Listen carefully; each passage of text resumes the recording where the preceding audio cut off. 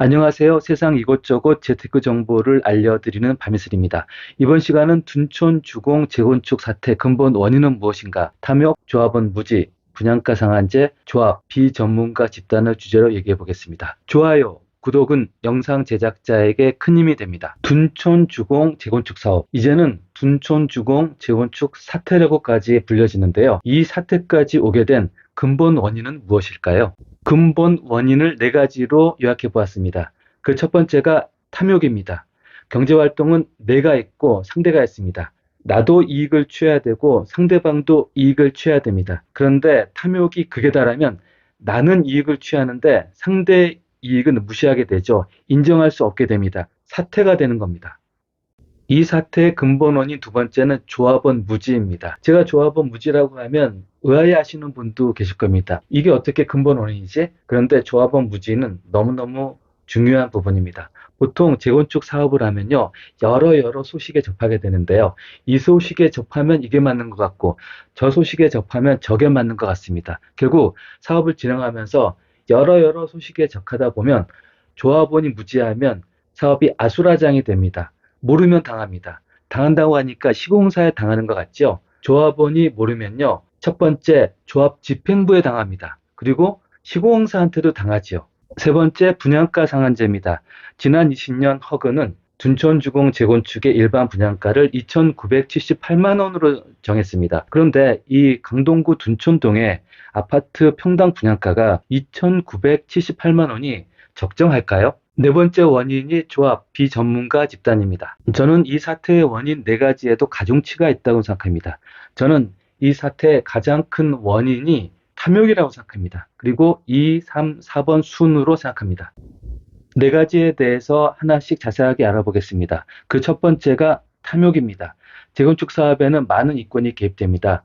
창호, 유리, 인테리어, 주방 등 마감재, 조경공사, 빌트인 가전, 홈 네트워크 시스템, 주차, 통신, 보안 시스템 등 많습니다. 또 커뮤니티 시설, 건축 자재 등이 있고요. 또 유리한 동호수를 배정받기 위해서 이권이 개입됩니다. 상가 배정도 마찬가지겠죠. 상황에 따른 유리한 조건을 조성하기 위해서 이권이 개입됩니다. 또 자신들이 아는 특정 업체를 선정하기 위해서 이권이 개입되고요. 유리한 계약 조건을 제공하기도 합니다. 얼마나 탐욕이 만연했으면 재건축 사업에서 조합장이 집 몇 채 못 챙겼으면 바보라는 얘기까지 나왔겠습니까? 참 우픈 현실입니다. 둔촌 주공의 예를 보면요. 마감재 업체를 지정해서 시공하라는 공문을 시공단에 발송을 했습니다. 이 공문 내용이 알려지자 둔촌 주공 조합은요. 공문 발송 과정에서 실수로 들어간 사항이라고 하고 다시 삭제를 해달라는 공문을 보냈습니다. 참 실수로 들어간 게 다행이지요. 실수라고 생각하고 싶습니다. 상가 부분도 그렇습니다. 상가 쪼개기로 이익 극대화를 시도하고 있습니다. 기존 190%면 상가를 쪼개면 독립상가를 받을 수가 없는데 270%가 되면 독립상가를 받거나 아파트 한 채를 추가적으로 받을 수도 있습니다. 그래서 기존 계약을 취소합니다. 앞서 말씀드린 바와 같이 경제활동에는 양방이 있습니다. 내가 있고 상대방이 있죠. 근데 나의 이익을 위해서 기존 계약을 일방적으로 취소합니다. 이게 가능할까요? 증액계약 취소, 시공사 공사 계약 취소도 마찬가지입니다. 공사비가 상승하면 비용을 지불해야 하는 건 당연합니다. 상대는 망하든 말든 나만 배부르면 된다. 또 하나의 탐욕의 측면입니다. 탐욕은 조합과 조합원에게만 해당하는 것은 아닙니다. 이 상황은 조합, 조합원, 시공단 모두의 책임이 있습니다. 두 번째, 조합원 무지입니다. 조합원이 조합을 감시해야 됩니다. 조합을 믿지 말라는 얘기가 아니고요. 조합이 잘하고 있는지 상황을 객관적으로 확인하고 판단해야 됩니다. 조합원이 무지하면 조합 집행부가 마음대로 합니다. 이 영상을 보시는 분 중에서 조합원이 계시다면 기억해 주시기 바랍니다. 조합 집행부가 못한다고 욕하지 마세요. 여러분이 뽑았습니다. 조합 집행부가 책임지는 거 아닙니다. 조합원이 최종적으로 책임을 지는 것입니다. 세 번째, 분양가 상한제입니다.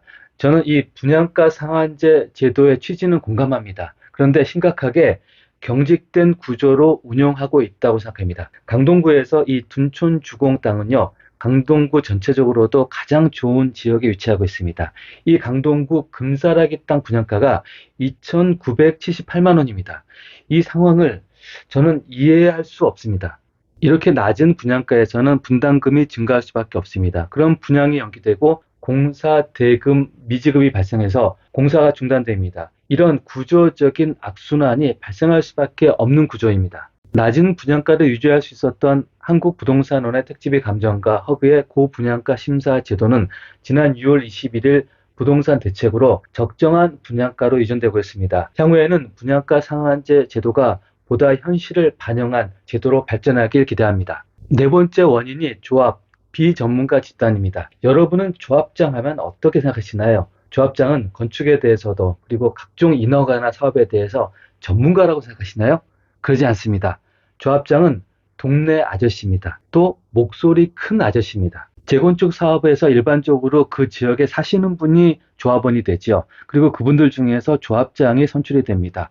조합원 중에서 목소리 큰 아저씨가 일반적으로 조합장이 됩니다. 그런데 이 목소리 큰 아저씨는 건축에 대해서 모릅니다. 목소리는 큰데 사업도 모르고 건축도 모르고 그런데 완장을 채워줬습니다. 또 업체는 조합장 앞에서 설설 깁니다. 그럼 결국 좌충우돌 아나무인 상태가 되는 것입니다. 참 우픈 현실이고 불편한 진실입니다. 일반적으로 시공단이 조합장의 비위를 마칩니다. 그래서 조합장이 무조건 이깁니다. 여기서 착각이 발생하죠. 조합은 시공단은 언제나 내 말대로 한다. 이렇게 착각을 갖게 됩니다. 그런데 강대강 대치, 법적 분쟁이 발생하면 상황이 완전히 바뀌죠. 전문가 집단인 시공단을 조합이 이길 수 없습니다. 그전에는 갑과 을의 관계였고 완장 문화라는 게 있지 않습니까? 그래서 조합의 요구를 시공단이 들어줄 수밖에 없지만 법적 분쟁이 발생하면 동등한 위치에 처하게 됩니다. 이랬을 때 시공단을 이길 조합은 없습니다. 조합과 시공단을 비교해 보겠습니다. 조합은 감정적입니다. 이에 비해 시공단은 당연히 이성적이죠. 여기서 이 감정적이란 얘기를 좀 더 해보겠습니다.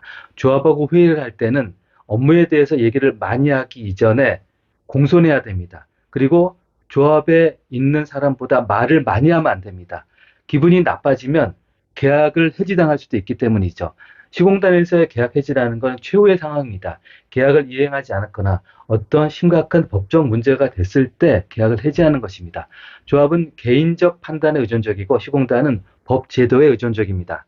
다시 요약해보면 일반적인 상황에서는 조합이 무조건 이깁니다. 그런데 강대강 대치, 법적 분쟁이 발생하면 시공단이 이길 확률이 훨씬 높습니다. 비전문가 집단인 조합은 합리적인 사업 추진에는 분명히 한계가 있습니다. 둔촌 주공 재건축 사태의 근본 원인 4가지, 탐욕, 조합원 무지, 분양가 상한제, 조합 비전문가 집단에 대해서 얘기했습니다. 여기서 첫 번째, 탐욕만 없더라도 이 사태의 90% 이상은 해결할 수 있다고 생각합니다. 조속한 해결을 간절히 기원합니다. 이것으로 마치고요. 저 밤이슬은 더 유익한 정보로 다시 찾아뵙겠습니다. 좋아요, 구독은 영상 제작자에게 큰 힘이 됩니다. 감사합니다.